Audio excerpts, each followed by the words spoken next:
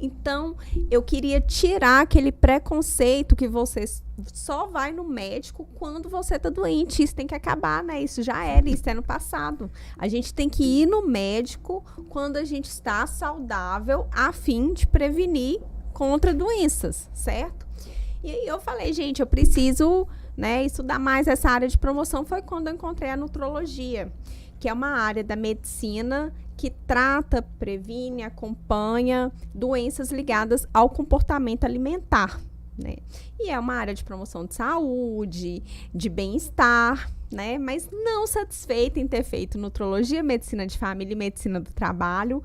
Depois que eu comecei a atender nessa área, né, eu recebia muita demanda de emagrecimento. E eu falava, gente, para a pessoa emagrecer, não é só atuar na alimentação, eu preciso de mais coisa, eu preciso atuar além da alimentação dessa pessoa. Então, eu via que eram pessoas muito ansiosas, pessoas que dormiam mal, então que eu precisava estudar mais um pouco. Aí, eu encontrei a medicina do estilo de vida, que não tem ainda essa especialidade no Brasil, e eu fui procurar um curso fora do Brasil, eu fiz em Harvard.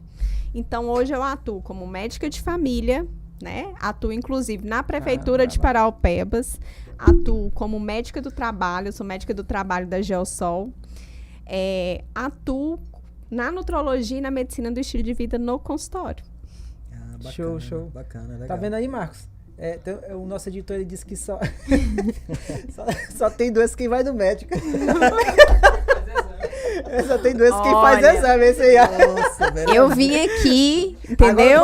Eu sou contra isso. A gente tem que ir no médico quando a gente não tá doente, entendeu? Pra acompanhar. Tem que quebrar muito. Para não isso, ficar né? doente. Já é um corte aí, Caramba, viu? tem que quebrar muito isso, cara, porque muita gente só vai no médico quando tá morrendo.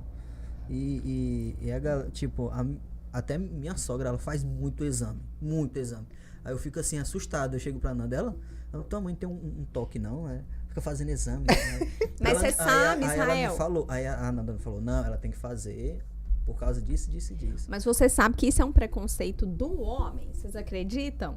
Mulher não, mulher deu bobeira, ela tá no médico. Verdade, mas o esposa, homem, coisa, pra ir no médico, ele tem medo. Não sei do que ele tem tanto medo do médico, né? Mas nós temos que acabar desse preconceito. Mesmo porque várias doenças hoje têm como agir de forma preventiva.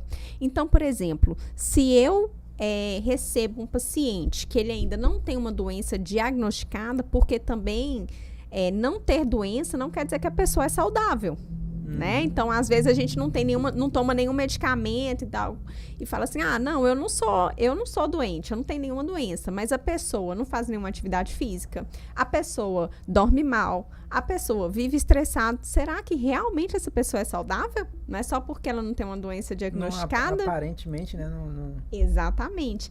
Então, ir no médico ajuda a gente a manejar todas essas coisas. E é muito válido. E antes de diagnosticar a doença. Que aula!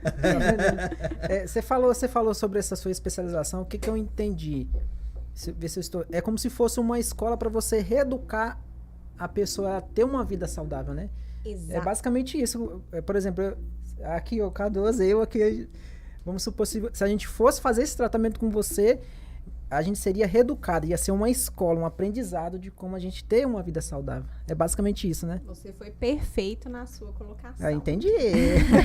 A medicina do estilo de vida é a medicina que usa a mudança de hábitos, ter hábitos mais saudáveis, mudar seu estilo de vida como tratamento terapêutico, baseado em estudo científico, né? Então, sempre com medicina baseada em evidência. Bacana. Show. E você olhando pro Adam aí, assim, ele tá um pouquinho acabado, né? Vixe, toda vez que você só fala de mim, tem que falar de ti, pô. Ó, eu jogo bola. Mas já me coloca à disposição, viu, meninos? Você olhando pro entendeu? Adam, assim, uma pré-consulta. Já deixa o meu contato aqui, assim que finalizar. Vamos deixar o link na descrição aí do seu Instagram. Não se preocupem. Só eu que me roda esse negócio.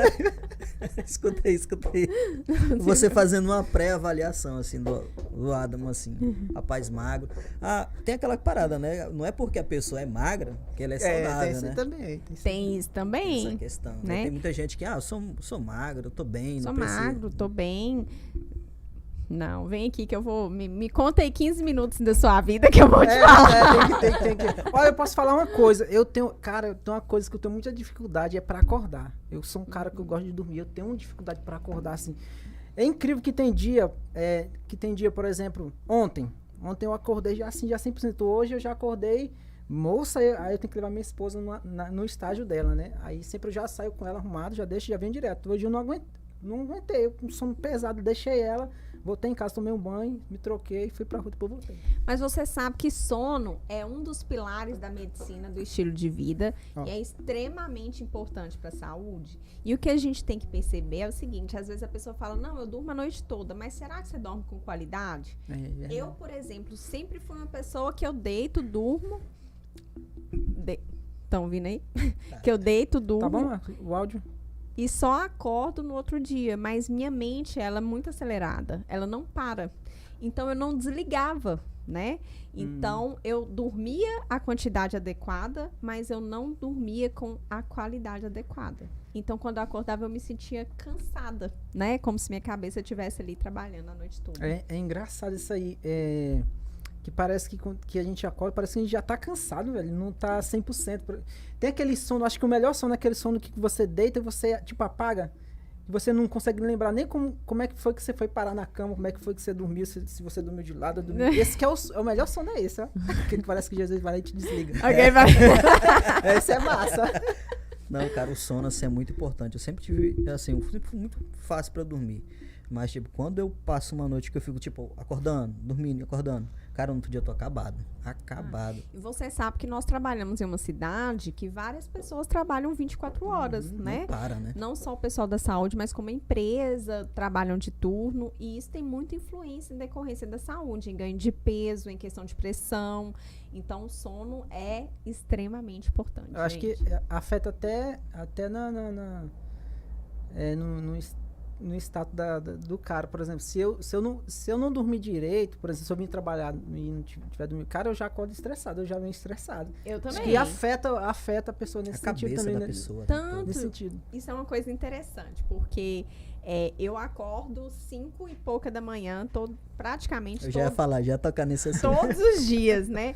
E as pessoas têm uma curiosidade, gente, enorme. Isso mexe com a cabeça das pessoas. Porque virou, em alguns lugares, uma modinha, né? Se acordar às 5 horas da manhã, você é saudável. E não tem nada a ver, não tem relação nenhuma a hora que você acorda e você ser saudável, né? Mas se eu, por exemplo, à noite que eu não vou pra cama até 10h30, eu não acordo 5 horas. Porque o importante não é a hora que você acorda. O importante é a qualidade do seu sono durante a noite, a qualidade e quantidade e, principalmente, o que você faz com o tempo que você está acordado. Não adianta nada você acordar cedo, mas você não ser uma pessoa produtiva, não fazer nada de importante com aquele tempo. Então, é até bom falar isso, porque todo mundo, às vezes, me manda mensagem e fala, doutora, eu não consigo ser saudável porque eu não consigo acordar às 5 horas que nem você acorda. Gente, mas não tem nada a ver isso. Mas isso é treinável? A pessoa, tipo, a minha esposa tem uma dificuldade enorme de acordar cedo. Acho que tem um pouco a ver também temperamento da pessoa e com essa questão da vida saudável dela, né? Se ela se alimenta bem, eu acredito que também influencia em ela ter um sono com a qualidade melhor, né? Exatamente. A pessoa que tomou 2 de açaí antes de dormir. Verdade, alimentação durante o dia, né? Os hábitos. Tem gente que fala assim, eu fico extremamente... Como que é? Eu fico extremamente cansado durante o dia. E eu não tenho animação para fazer atividade física, eu não tenho animação para fazer dieta, porque eu tô sempre desanimado, cansado. As pessoas, elas invertem as coisas. Na verdade, você precisa fazer atividade física, precisa se alimentar bem para ter animação. E não o contrário. Porque o pessoal fala, doutora, como você dá conta? Porque vários dias eu trabalho 16 horas. Eu saio de casa às 7 horas da manhã, chego em casa às 10 horas da noite, né? O pessoal, como que você dá conta? Né? Justamente porque, independente de quanto tempo eu trabalho, eu tiro um tempo para me alimentar melhor. Eu durmo bem, eu faço atividade física, né? Dentro da minha da minha possibilidade. Então, aí sim, eu tenho disposição e animação para passar o dia. E já falando em sono, já que a gente já tocou nesse assunto, porque a gente vive numa cidade que praticamente o pessoal, uns vão dormir, outros vão trabalhar, né? É. A galera da Vale aí que troca turno. E esse pessoal que passa a noite acordado, eles conseguem ter uma vida saudável, É não verdade. dormindo à noite? Israel, já me perguntaram isso, né? O sono está diretamente ligado à saúde. Nós temos o nosso ciclo circadiano, né? Então, nós fomos feitos para ficar acordado durante o dia e dormir à noite, né? É o natural, né? É o natural, é do ser humano isso. Mas eu falo que tem coisas que a gente não pode mudar, né? Então, tem situações que a gente tem profissionais que precisam trabalhar à noite, né? Não tem como mudar. Você pode fazer boas escolhas com isso, né? Para tentar melhorar um pouco sua rotina, seu dia a dia, mas tem impacto sim na saúde. E como é que eu poderia, assim, já que eu passo a noite acordado, como é que eu poderia compensar esse sono? Passando o dia dormindo? Porque a maioria faz isso, né? A maioria. E a maioria desse povo que entra em Carajá não é um preconceito, assim. Eu tenho até amigos, né? Os caras começam a trabalhar. Então, vou mandar um alô aí pra um amigo. Não vou falar o nome, não. O cara entrou na Vale, começou a trocar turno, moço. O cara, se ele pisar aqui, ele derruba o prédio. Engordou. Engordou demais, mano. Você sabe que à noite, as pessoas que têm insônia ou que costumam não dormir à noite, elas têm aumento do hormônio da fome, que é a grelina, e diminuição do hormônio da saciedade, que é a leptina, né? Então, não é uma frescura ou à toa que acontece. Muita coisa acontece aí, né? Para quem não dorme à noite, o corpo ele fica submetido a um estresse crônico. O que eu acho que a pessoa pode tentar fazer? Primeiro, quando chegar em casa, dormir. Porque é diferente do que vocês falam que as pessoas dormem a noite toda, elas não dormem, não. Eu trabalhei, né, já em empresas, e eu falo que as pessoas, elas chegam e elas querem resolver a vida. Não quer dormir. Entendeu? Não quer dormir. Verdade. Então, elas chegam, dormem ali um pouquinho, depois quer resolver tudo durante o dia. Então, elas vão emendando uma coisa na outra. E eu acho que tem, sim, que reservar um momento para descansar. Porque nós não somos uma máquina, né? Nós somos seres humanos. Precisamos descansar, senão uma hora a conta vem. Então, essa pessoa chegar em casa, apagar todas as luzes, sair do celular, né? E tentar descansar um pouco. E tentar manter uma alimentação balanceada aí no tempo que ela estiver acordada, já é de grande ajuda. E essas pessoas têm um tempo de folga também, né? Acho que intercalam 3 dias trabalho, 3 dias de folga, né? Tá assim agora, né? E aí aproveitar os dias de folga, às vezes, para incluir uma atividade física, porque não é fácil, gente. Quem trabalha à noite é o tempo de você chegar em casa, dormir, na hora que você acorda, você tá praticamente no horário de subir de novo pro trabalho. É uma vida puxada. É muito né? puxado. Tem até um meme, né? Não sei se você já chegou a ver um Reels aí, um meme, que o cara vai, a mulher entra no quarto assim, aí pula na cama, do jeito que ela pula, já sai. Já sai, né? Você já viu? Tipo, É basicamente isso aí, mano. Cheguei no trabalho, já tô rindo de novo, Cara, né? e muda a pessoa, cara. É tipo, tem o antes e o depois. Quem começa a trabalhar à noite, cara, muda totalmente a tua esposa, personalidade. Teve uma época que ela passou trabalhando. Cara, ela é muito estressada, cara. Influenciou, assim, ela ganhou peso, igual tu falou, ganhou peso também. Inclusive, vou passar o contato dela. Tem todo um estudo, uma lógica para isso. Mas eu acho que é isso. Independente da sua rotina, eu falo sempre com meus pacientes. Tem situações que a gente não pode mudar, né? Não só as pessoas de empresa, mas colegas meus de trabalho. Eu dei plantão durante a época da pandemia, do auge da pandemia. Também trabalhei, né? Dei plantão à noite. Ainda assim, é possível você fazer boas escolhas e ter uma melhor qualidade de vida, né? Claro, tudo respeitando a sua realidade. Não adianta eu não ter 1 hora do meu dia e falar, não, eu vou treinar 1 hora hoje, sendo que eu não tenho esse tempo. Eu vou me frustrar e não vou conseguir dar continuidade. Mas talvez eu consiga treinar 3 vezes na semana, 40 minutos, e a gente vai adaptando os hábitos à nossa rotina, à nossa realidade. Essa questão de a pessoa treinar, praticar um exercício físico, uma atividade física, cara, isso aí é fato. A gente costuma jogar bola, futebol da galera, toda sexta. Cara, o sono de sexta pra sábado, cara, é um outro sono. Não é o sono igual de segunda, terça, quarta, quinta. Mano, é incrível, mano. Assim, quando eu fico muito tempo sem jogar, de manhã, amanhã é um pouco quebrado. Agora, quando tô jogando toda semana, É outro nível, cara. O cara acorda 100%, ó. E eu falo que a gente tem que focar nisso. Porque às vezes, por exemplo, eu sou uma pessoa que odeio fazer atividade física. Eu tenho que falar a verdade aqui, né? Eu não gosto, faço há muito tempo, continuo não gostando, mas eu vou lá e faço. Porque eu não foco em não gostar, eu foco no benefício que a atividade física me traz, né? Então eu fico menos ansiosa, eu durmo melhor, eu não quero matar meu marido durante a semana.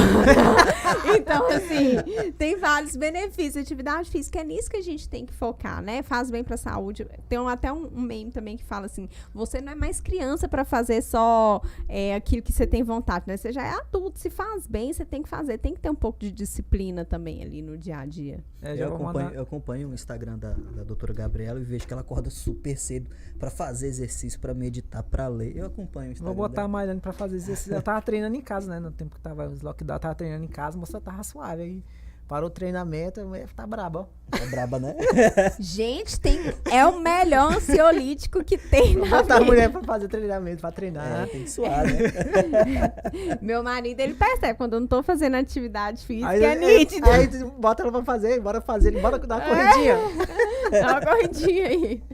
Ah, legal, bacana. Assim, tocou no assunto de Covid aí, a gente pode já entrar nesse assunto, né? Falando um pouquinho, assim, a realidade de Parauapebas, porque o pessoal acompanha a internet, acompanha o jornal, vê muita situação fora, mas não conhece a verdadeira realidade. A gente vê muito noticiário aqui, morreu tantos, tem tantos infectados, mas não sabe a fundo a realidade de Parauapebas. E você que trabalhou um pouco à frente disso, né? Com essas pessoas, assim, como foi o baque, assim, chegou a pandemia em Parauapebas, como é que foi trabalhar com essas pessoas, assim, com esses primeiros infectados? Conta um pouquinho dessa história aí. Foi. Então, quando eu trabalhei com Covid, na verdade, eu fui convocada, igual você é convocado para a guerra, né? Aí é missão, hein? Missão. Eu recebi Cara. uma convocação, eu não tive uma escolha, né? Assim, se você quer ou não quer. É assim, te convoquei, o município tá precisando de você, então você tem que ir. E na época era tudo muito novo, não para Parauapebas, para o mundo, né?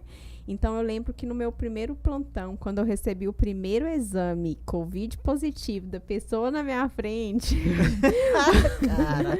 foi uma coisa. A pessoa tava assim, com máscara, ou tava sem máscara? não, tava com máscara. Mas assim, imagina, porque era uma coisa assim, no começo, né? Que dava muito medo. Mas o que eu tenho a falar, que eu acho que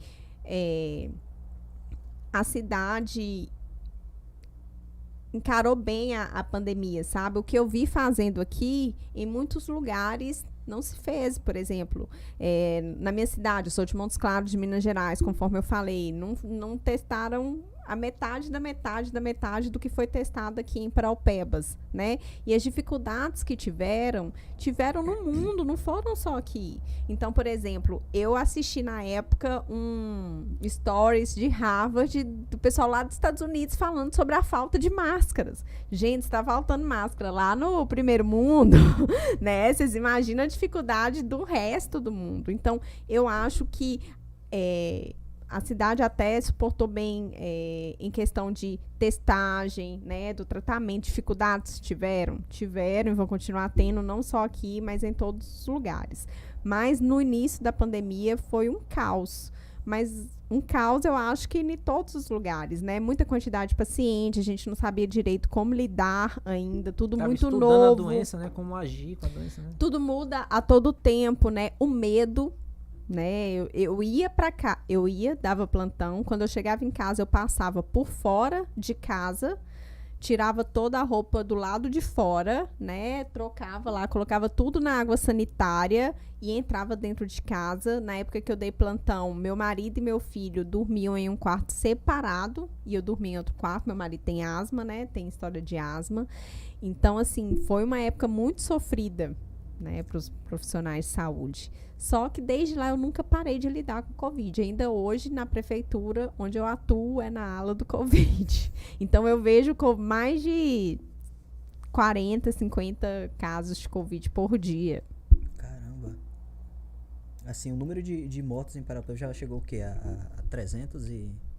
Tá em 300 e alguma coisa. 300 e algo. Você teve algum paciente assim que chegou a... Eu vi, né, não é bom nem falar disso, mas eu vi que você tratou de uma família, acho que foi um pessoal, vi no seu Instagram e tal. Foi emocionante aquele vídeo que você tratou uma família lá de Covid. Foi.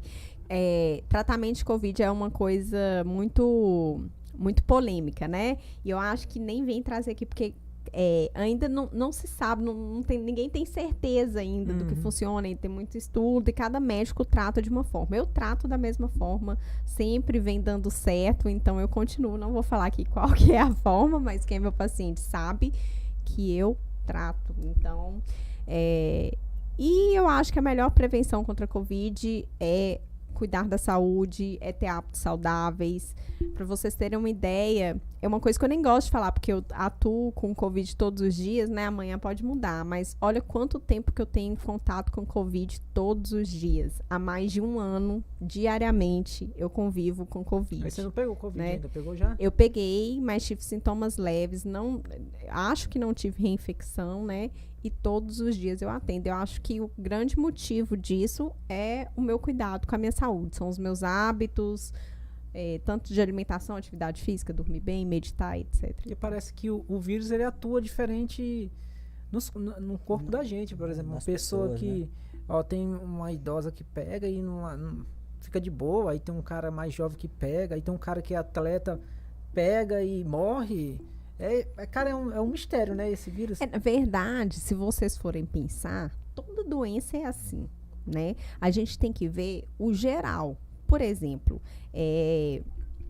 uma pessoa que é diagnosticada com câncer, vamos supor, né? Tem gente que vai fazer um tratamento e vai sair super bem desse tratamento. Tem gente que vai fazer o mesmo tratamento e não vai evoluir da mesma forma, né?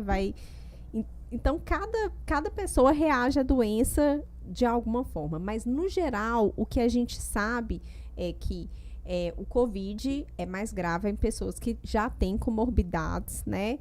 E uma delas, diabetes e obesidade, estão lá no topo da lista da questão de gravidade, né? Que estão relacionadas à gravidade da doença, tá? Mas, quando uma atleta... acontece alguma coisa do atleta falecer, isso é o que aparece mais, né? Mas não é o comum, não é o geral, né? Porque medicina não é receita de bolo. A gente tem que ter ciência que medicina não é receita de bolo. Então, cada caso é um caso. Fatos isolados, porque... Exatamente, são casos isolados. Porque, assim, eu vejo assisto muita matéria em relação a isso aí, eu vejo que parece que você que é médico, você entende como é que um vírus ele age no organismo da pessoa, né? Como é que ele vai agir no organismo de cada pessoa. E eu vi que parece que pessoas que não têm diabetes, não têm alguma outra doença, quando ela é infectada, parece que a imunidade do corpo daquela pessoa, ela vai querer defender o corpo da pessoa, mas ela tem, vamos dizer assim, outra doença, vamos dizer, incubada nela, e acaba que aflorando isso. Tem essa questão também, não tem? Olha... é difícil falar sobre o Covid, porque é uma coisa muito nova. É difícil afirmar, né, o que tem. Mas que a gente sabe que o perigo realmente estão em pessoas que já têm comorbidades. É isso aí. Eu estava acompanhando os noticiários essa semana. O nosso querido presidente estava falando que o Covid pode ter sido feito em laboratório. Não sei se você chegou a ver. Dá sua opinião. Dá sua opinião. Eu prefiro não me declarar. Não, brincando. Não, tô só brincando. Esses assuntos polêmicos assim, eu acho que não é bom a gente entrar, né? São legal, mas assim, você topou assim com vários tipos de pessoa devido a essa pandemia aí, mas teve alguma situação que chegou a te surpreender, a chocar, alguma coisa assim? Você lidou com algum paciente assim que veio a alguma história de superação? Todas lidaram, foram impactantes, né? Porque você pensa que quando o Covid ele fica grave, é uma pessoa que falta o ar, né? E o ar deveria ser uma coisa básica para todo mundo tem direito. Então, você ver a pessoa morrer porque está faltando o ar é muito dolorido, né? É impossível não impactar. E na época do Covid veio também o medo dos profissionais, né? Tinha gente que ia dar plantão, usava fralda para não precisar ir no banheiro durante o plantão, para não correr o risco de infectar. Ser infectado, né? Eu almoçava, né? Você lembra? Eu almoçava 5h30 da manhã para não almoçar durante o plantão, para não precisar desparamentar. Então, assim, me marcou muito essas coisas, né? E dos pacientes, todos me marcaram, porque é uma doença realmente que você não sabe como vai evoluir. E é engraçado que é uma doença que ela não evolui ruim nos primeiros dias.